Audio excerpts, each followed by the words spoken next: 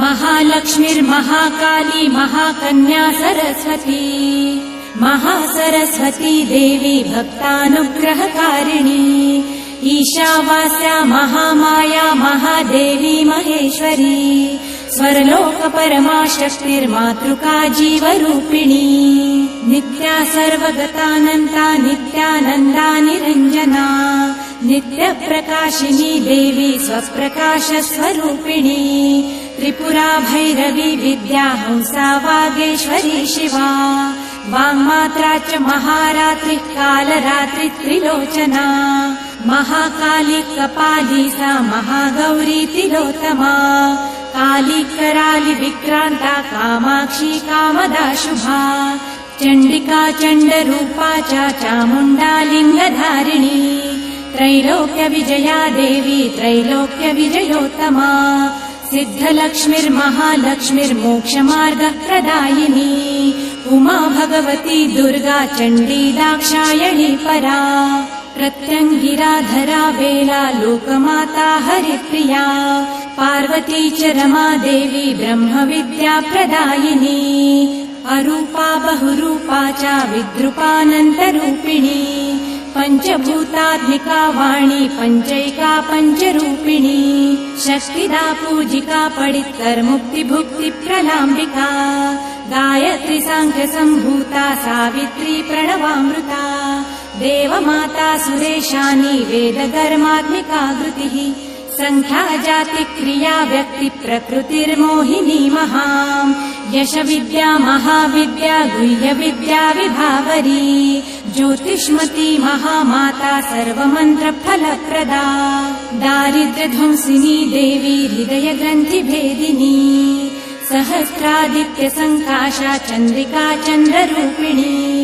अकारादिक्षकारान्ता मातृका वर्णरूपिणी समाशान्ता च सावित्री गायत्री प्रणवाक्षरा शाकम्भरी वैष्णवी च सर्वदेव नमस्कृता नवदुर्गा विशालाक्षी करवीरनिवासिनी अब्जिका कौलिका शास्त्री वीणा पुस्तकधारिणी सर्वशक्ति स्त्रिशक्तिश्च ब्रह्म विष्णु शिवात्मिका इडा पिङ्गल मध्यस्था मृणालतनुरूपिणी यज्ञसेना ध्रुवा दीक्षा दक्षिणा सर्वमोहिनी अष्टाङ्गयोगिनी देवी निर्बीजा ध्यानगोचरा सर्वतीर्थस्थिता सिद्धा भूपर्वत निवासिनी वेदशास्त्र ब्रह्मरूपा षडङ्गपद विक्रमा शिवा धात्री शुभानन्दा यज्ञकर्म स्वरूपिणी व्रतिनी मौनिका देवी ब्रह्माणी ब्रह्मचारिणी एकाक्षर परा तारा तारका भयभञ्जनी ऋतम्भरा निराधारा निराकाराधिकाक्षरा राकाकुहरमावस्या पौर्णमासी महाद्युतिः सिनिवाली विशालाक्षी रक्षोध्नि पुष्टिकारिणी दुष्टविद्राविणी देवी सर्वोपद्रवनाशिनी जया च विजया चैव जयन्ती च पराजिता युद्धावहा महादेवी सर्वभूतनिवासिनी अयुतायुद्धरूपा च प्रशान्ता सर्वरूपिणी समुद्रवसनीशानी ब्रह्माण्डश्रोणि मेखला पञ्चवक्त्रा दशभुजा शुद्धस्फटिकसन्निभा शारदा शाङ्करी धारा सर्वशस्त्रास्त्रधारिणी गङ्गा सरस्वती वेणी यमुना नर्मदा तथा रक्ता पिता सिता शर्वा सर्ववर्णा निरेश्वरी गुर्वी कात्यायनी शुभ्रा समसारार्णवतारिणी कपिका कर्णिका शोणा मल्लिका नवमल्लिका कौशिकी चक्रिया देवी सबला चक्रिका स्थिता सर्वभक्त्यात्मिका पडित्तर्वी भक्तिर्विजयात्मिका दिग्वासा नववासा च कर्णिका कमलोद्भवा श्रीसुप्तलक्षणा देवी दुर्गा सुप्तप्रबोधिनी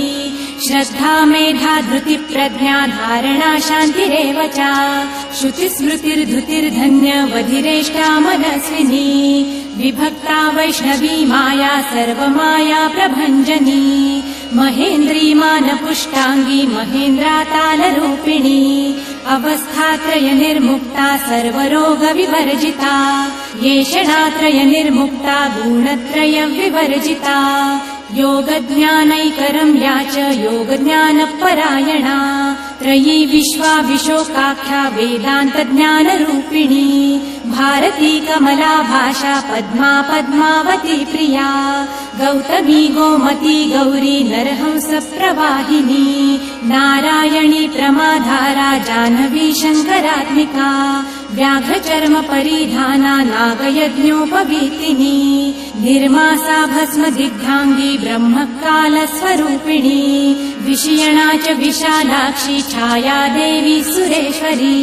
चित्रघण्टा सुनन्दा श्रीर्मालिनी मनुसम्भवा स्तम्भना स्तम्भिनी वीणा भ्रामिणी वारुणी कृति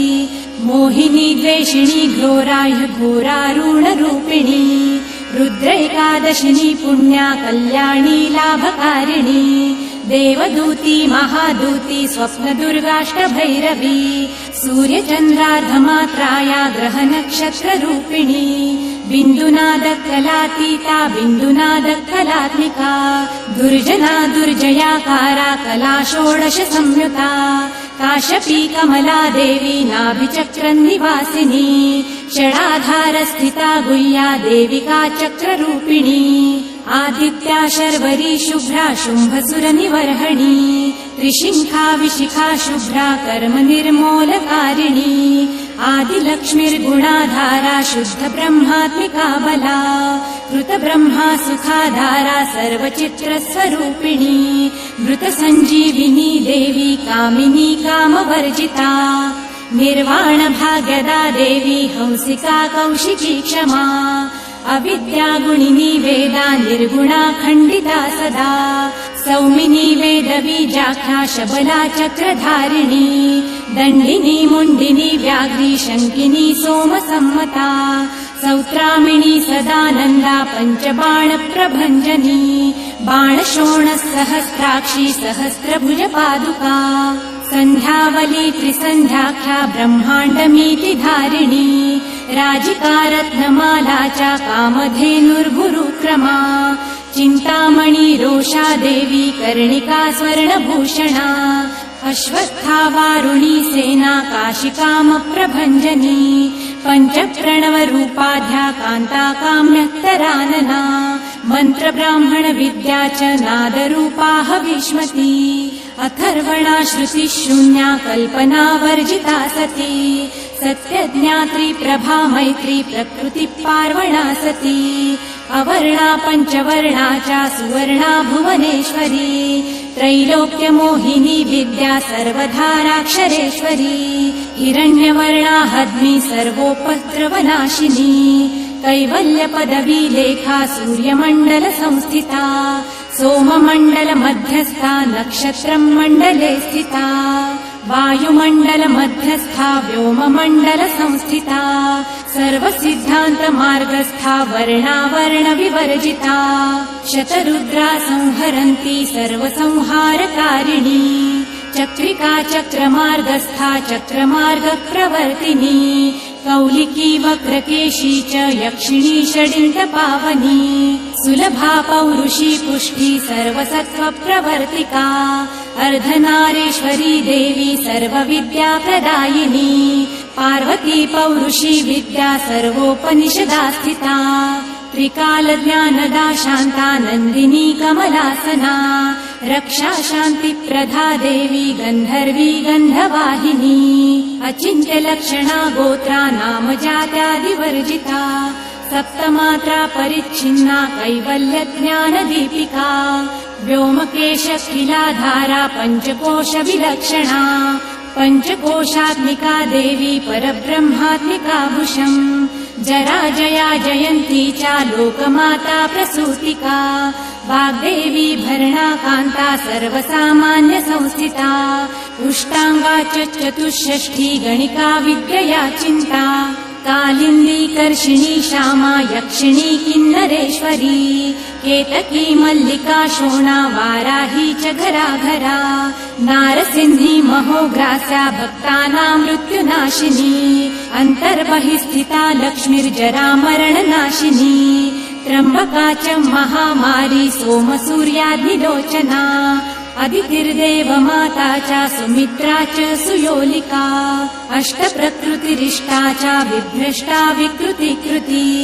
दुर्भिक्षध्वंसिनी देवी सीता सत्यस्वरूपिणी ख्यातिश्च भार्गवी देवी देवयाना तपस्विनी शाकम्भरी महाघोरा गरुडोपरि संस्थिता मन्त्रव्याकरणाकारा ज्योतिषशास्त्रस्वरूपिणी इडा पिङ्गलमध्यस्था सुषुमना नाडिभेदिनी कालचक्रप्रयुक्ता सा कालचक्रप्रवर्तिनी वैशारदी मतिर्ज्येष्ठा श्रेष्ठा वै सर्वदीपिका वैनासकी वरारोहा श्रेणी मौली च बर्बरा जृम्बिणी जृम्बिणी जृम्बा गणिका मणिका परा शरभा चन्द्रिका नन्दा सर्वव्याधि प्रभेषजा देवकी देवशङ्काशा वारदी करुणाकरा शाम्भवी सर्वसम्पन्ना सर्वपापप्रभञ्जनी एकमात्रा द्विमात्रा च त्रिमात्रा च तथा परा अर्धमात्रा तथा सूक्ष्मा स्वगम्या च तथा परा एकवीरा विशेषाख्या षड्वर्गाथ मनस्विनी निष्कर्मा निष्कला लोका ध्याना कर्मात्मिका गुणा सुसान्द्रानन्द सन्दोहा व्योमकेशा निरूपिणी गद्यपद्यात्मिका वाणी सर्वलङ्कार संयुता सामवेदपदन्यासा सत्कृता सत्कृता बला षडर्क कर्कशाकारा सर्वतर्क विवर्जिता आदिवर्णा सुवर्णाभा तपःसत्पररूपिणी ब्रह्मण्या ब्रह्मसन्ताना वासवक्त्या जनेश्वरी पुराणन्यायमीमांसा धर्मशास्त्राङ्गमिश्रिता वेदा वेदवती सर्वा हंसविद्याधिदेवता विश्वेश्वरी जगद्धात्री जगन्निर्माणकारिणी नारायणी महादेवी सर्वसत्त्वप्रवर्तिनी हिरण्या बाहुरूपा सा हिरण्यपदसम्भवा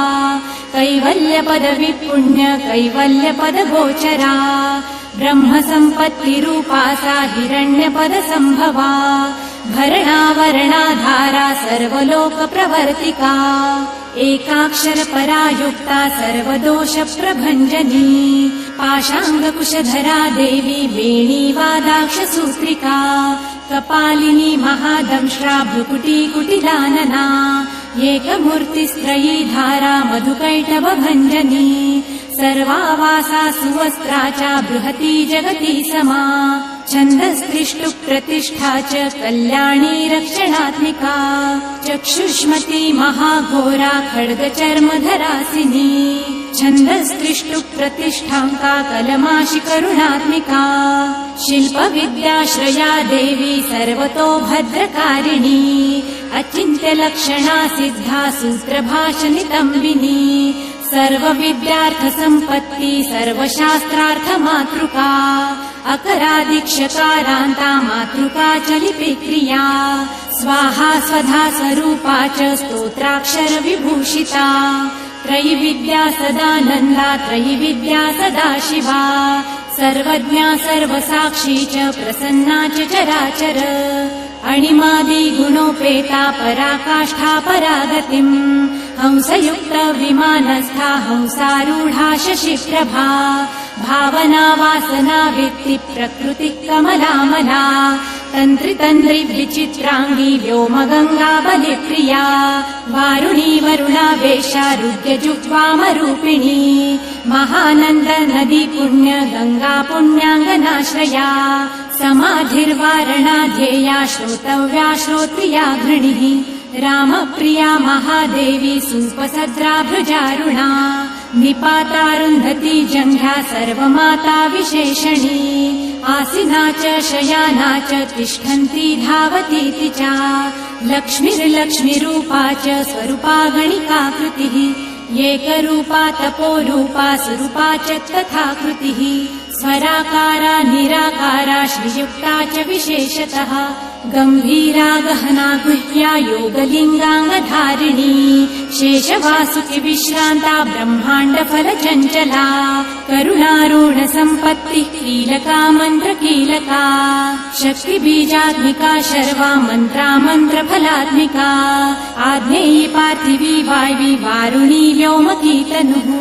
सत्यज्ञानात्मिकानन्ता ब्राह्मी देवी सनातनी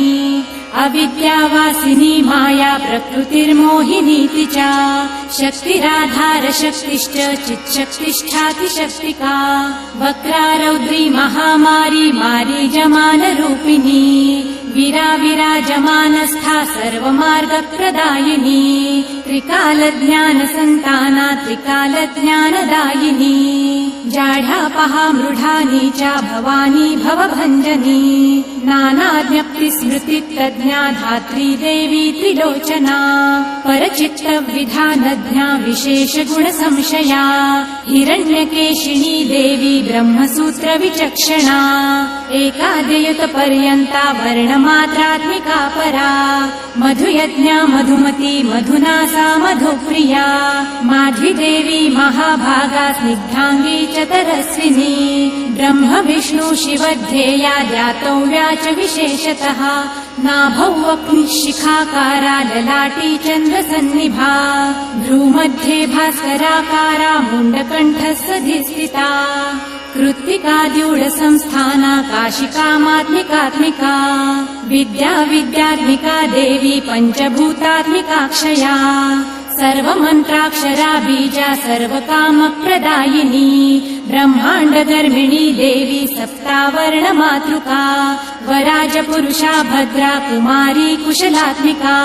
अचला विचला देवी शिवदोती शिवात्मिका हिमविन्ध्याद्रिसंस्थाना कावेरी रश्मिसंमितः योगनिद्रा महानिद्रा वनिताराधिताश्रिया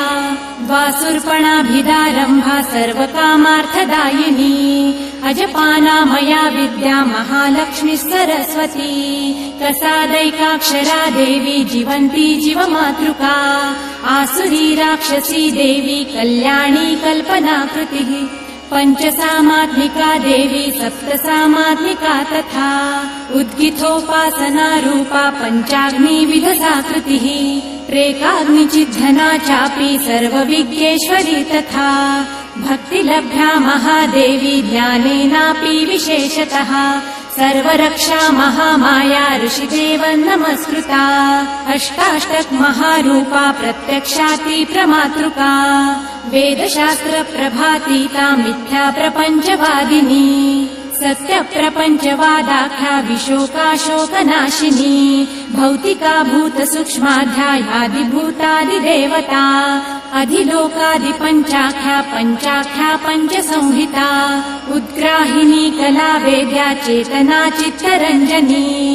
एकसंख्या परार्धान्ता संख्या संख्येयरूपिणी समुद्रव्यो मध्यस्था व्योमबुद्धि समाश्रिता वीणा सरस्वती देवी वैष्णवी विष्णुसम्भवा वलितयः समायुक्ता भारती भरताश्रया षड्ब्रह्मात्मिका देवी ज्ञानब्रह्म परात्मिका कालिकेयी महारावा महोदधिजलाश्रया वडवाग्नि मुखा देवी योगिनी योगदायिनी महाभूता महामाया महाविद्या प्रदायिनी पञ्चभूत महाग्रासा पञ्चभूताधिदेवता सर्वप्रमाण सम्पत्ति सर्वापद निवारिणी ब्रह्माण्ड बहिरन्तस्था वर्णमात्राधिदेवता महामाता महाभोक्त्री मङ्गला च समाश्रया आर्या शिवकरा देवी प्रवरा परहेतुकी